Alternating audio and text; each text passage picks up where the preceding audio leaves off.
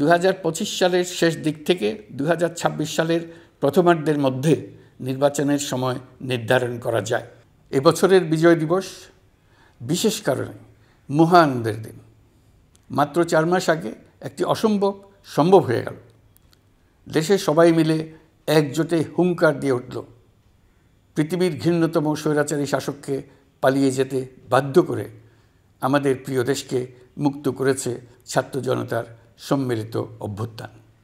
যে হাজার হাজার শহীদ এবং আহতদের আত্মত্যাগ এবং ছাত্র জনতার অটুট ঐক্যের মাধ্যমে এই গণ অভ্যুত্থান সম্ভব হলো, তাদের সবাইকে স্মরণ করি এবং আজ এবারের মহাবিজয়ের দিনে সমগ্র জাতির পক্ষ থেকে তাদের প্রতি সশ্রদ্ধ সালাম জানাই। নাগরিক অধিকার ও মর্যাদা নিশ্চিতের জন্য, গণতন্ত্রের জন্য একটি বৈষম্যহীন দেশ গড়ার তাগিদে ছাত্র জনতা স্বৈরাচারের রক্তচক্ষুকে উপেক্ষা করে রক্ত দিয়ে 4 মাস আগে নতুন বাংলাদেশ গড়ার জন্য যে ঐক্য গড়ে তুলেছিল, সে ঐক্য এখনও পাথরের মতো মজবুত আছে। মাত্র কয়েকদিন আগে জাতি আবার গর্জে উঠে সমগ্র পৃথিবীকে সে কথা জানিয়ে দিয়েছে। যখন পরাজিত শক্তি নড়েচড়ে ওঠার চেষ্টা করছিল, সকল রাজনৈতিক দলের এবং সকল ধর্মের শীর্ষ ব্যক্তিদের এবং ছাত্রদের সমাবেশের মাধ্যমে এক কণ্ঠে সজোরে ঘোষণা দিয়েছিল, আমরা যে নিরেট ঐক্যের মাধ্যমে অভ্যুত্থান করেছি সে ঐক্য আরও জোরদার হয়েছে। 4 মাসের ব্যবধানে আমাদের ঐক্য কোথাও শিথিল হয়নি। নতুন বাংলাদেশ গড়ার সংকল্পে আমরা অটুট আছি।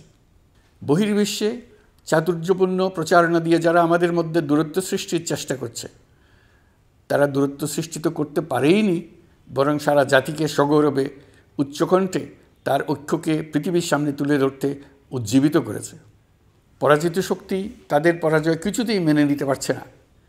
তারা প্রতিদিন দেশের ভেতরে এবং বাইরে থেকে জনতার অভ্যুত্থানকে ব্যর্থ করার জন্য বিপুল অর্থ ব্যয়ে নানা ভঙ্গিতে তাদের চেষ্টা চালিয়ে যাচ্ছে।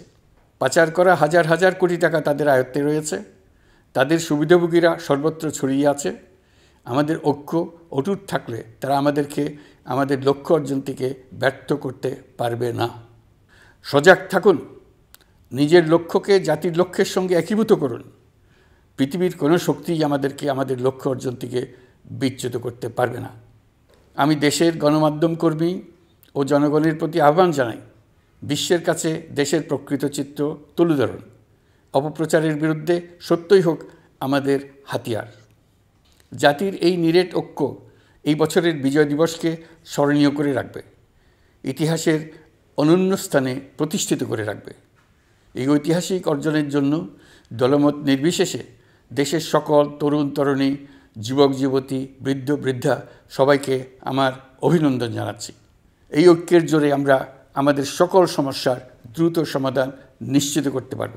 2025 সালের শেষ দিক থেকে 2026 সালের প্রথমার্ধের মধ্যে নির্বাচনের সময় নির্ধারণ করা যায়।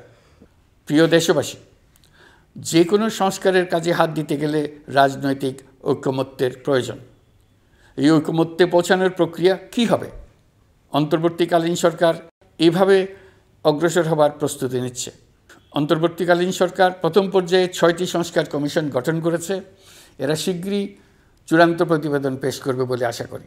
আমরা এই 6 কমিশনের চেয়ারম্যানদের নিয়ে একটি জাতীয় ঐকমত্য গঠন কমিশন প্রতিষ্ঠা করার দিকে অগ্রসর হচ্ছি।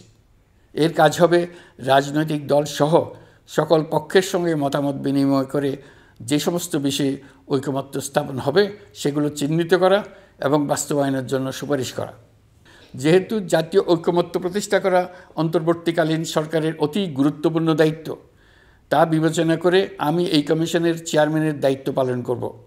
আমার সাথে এই কমিশনের সহসভাপতির দায়িত্ব পালন করবেন অধ্যাপক আলী রিয়াজ। কমিশন প্রয়োজন মনে করলে নতুন সদস্য কোঅপ্ট করতে পারবে।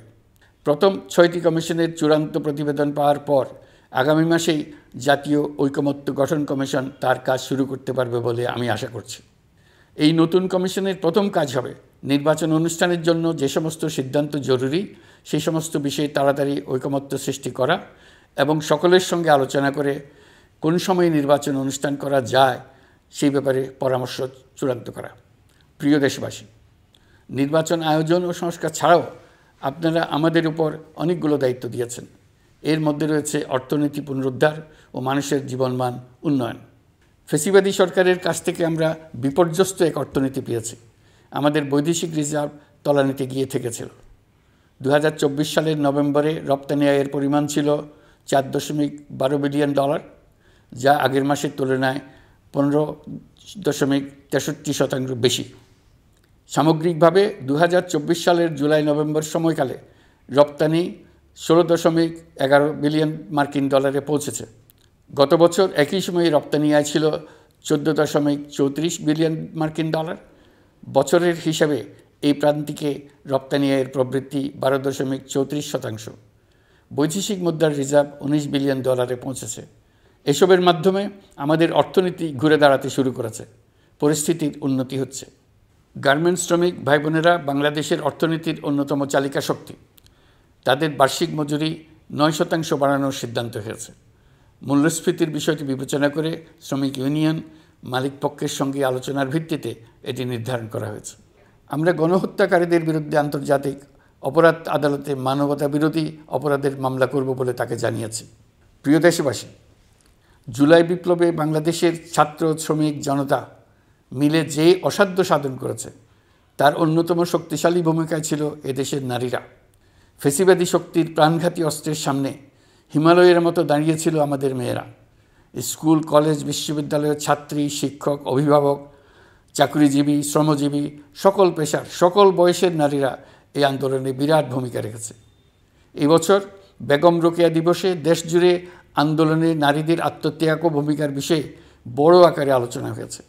ওই দিন জুলাই কন্যারাও ঘোষণা দিয়েছে তারা তাদের কথা কাউকে ভুলে যেতে দেবে না।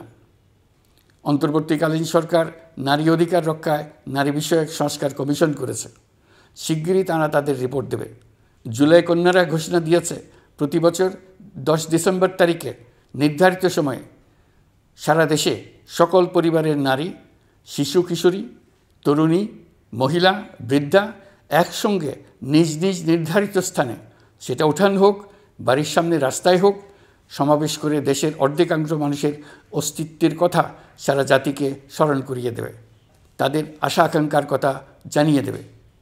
যেই তরুণীরা জুলাই আন্দোলনে সামনের সারিতে থাকলো তারা নতুন বাংলাদেশ গড়ার প্রত্যয় থেকে আর কোনো দিন সরে যাবে না। তারা শুধু নতুন বাংলাদেশ নয়, নতুন এক পৃথিবী গড়ে তোলার মহাকর্মযজ্ঞে বাংলাদেশের সকল বয়সের নারীদের সঙ্গে নিয়ে নেতৃত্ব দেবে। সবশেষে এই বিজয়ের মাসে আমি বাংলাদেশের দল, মত, জাতি, ধর্ম, বর্ণ, বয়স নির্বিশেষে সবাইকে ঐক্যবদ্ধ থাকার আহ্বান জানাচ্ছি। শক্তিশালী স্বৈরাচারী সরকারকে জাতীয় ঐক্যের মাধ্যমেই আমরা হটাতে পেরেছি। তারা এখনও সর্বশক্তি দিয়ে জাতিকে বিভক্ত করার চেষ্টা চালিয়ে যাচ্ছে। সাম্প্রদায়িক রাজনীতির মাধ্যমে জাতীয় ঐক্যকে নস্যাৎ করতে চাচ্ছে, একের প্রতি অন্যের বিষ উগড়ে দিতে চাচ্ছে। তাদের এই হীন প্রচেষ্টাকে কোনোভাবেই সফল হতে দেবেন না। প্রিয় দেশবাসী, এটা আমাদের বিজয়ের মাস। 16 ডিসেম্বরে যুদ্ধ জয় করে পৃথিবীর বুকে বাঙালি জাতির একটা স্বাধীন রাষ্ট্র প্রতিষ্ঠার মাস, শত্রুকে চূড়ান্তভাবে পরাজিত করার মাস, নিজের শক্তিকে আবিষ্কার করার মাস। এই বিজয়ের মাসে আমরা সকল প্রস্তুতি নিয়ে দৃঢ় পদক্ষেপে নতুন বাংলাদেশ গড়ার যাত্রা শুরু করলাম। এই যাত্রা শুভ হোক, গন্তব্যে পৌঁছানো নিশ্চিত ও আনন্দদায়ক হোক। বিজয়ের মাস হোক নারী, পুরুষ, ধর্ম, বর্ণ, রাজনৈতিক পরিচয় নির্বিশেষে জাতির মহা ঐক্যের মাস। বিজয়ের মাস হোক ছাত্র জনতার অভ্যুত্থানকে স্মরণ করে নতুন বাংলাদেশ গড়ার শপথ দৃঢ়তার সঙ্গে পুনর্ব্যক্ত করার মাস। বিজয়ের মাস হোক নতুন বাংলাদেশ গড়ার লক্ষ্যে তরুণদের প্রচণ্ড দুঃসাহস প্রকাশের মাস।